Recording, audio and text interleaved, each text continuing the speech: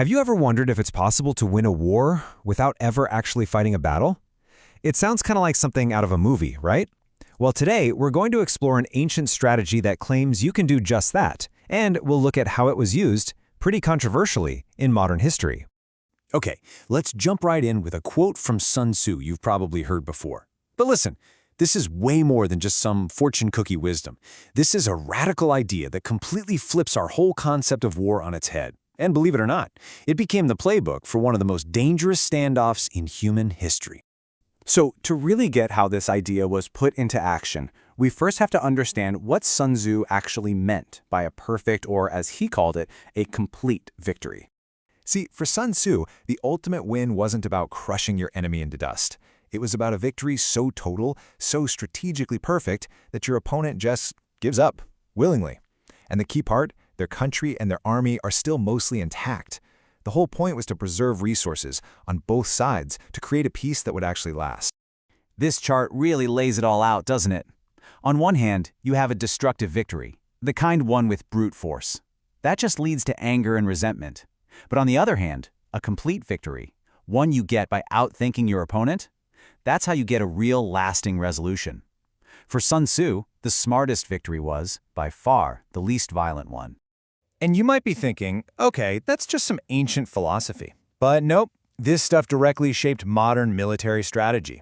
A really influential British thinker, B.H.L. Little Hart, pretty much built his famous indirect approach strategy on these exact ideas. And this was long before the Cold War even kicked off. All right, so now let's see how this ancient wisdom got dusted off and put to use in one of the most high-stakes conflicts ever, the Cold War. I mean, think about it. The Cold War created this totally unique, terrifying situation. You've got two superpowers, the US and the Soviet Union, with enough nuclear firepower to literally end the world. So a real head-to-head war was completely off the table. It would have been mutual suicide. They had to find a different way to win. And if you're looking for the smoking gun, well, here it is. This is Zbigniew Brzezinski, who was the national security advisor for President Carter.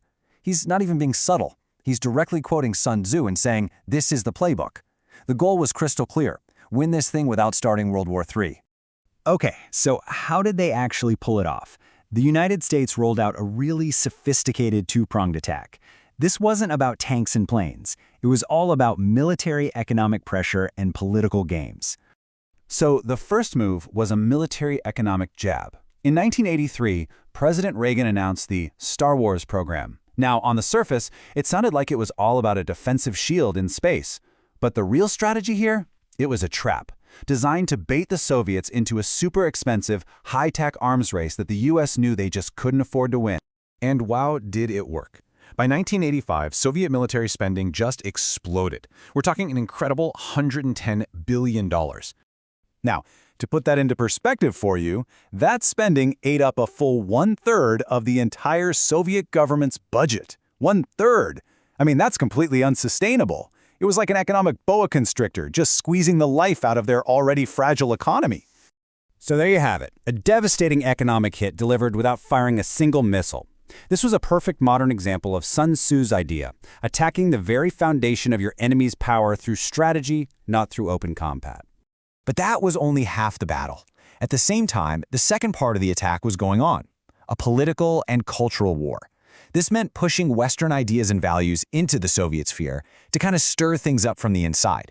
It meant supporting opposition groups. It even meant playing psychological games, like publicly praising the Soviet leader Gorbachev just to mess with his head. The goal was to make the whole system rot from within. So, the strategy worked. The Soviet Union eventually collapsed. But, and this is a really big but, did this result actually fit Sun Tzu's idea of a complete victory? This is where the story gets a lot more complicated. So now, let's dive into a really powerful critique from our source material, one that argues this wasn't the kind of victory Sun Tzu would have been proud of at all.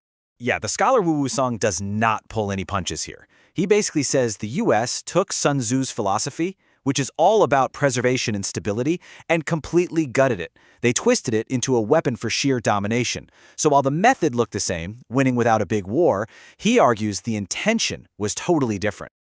Let's just quickly remember what we talked about at the beginning. The whole goal of that complete victory was to leave both sides as whole as you possibly could, all to create a more stable world after the fight was over. And this right here, This gets to the absolute heart of the critique.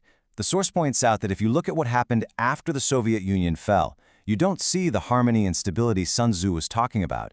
Instead, for many of those nations, you see decades of turmoil, instability, and economic pain. So if the goal was preservation, the outcome, for many, looked a whole lot like chaos. And that leaves us with this huge, lingering question, doesn't it?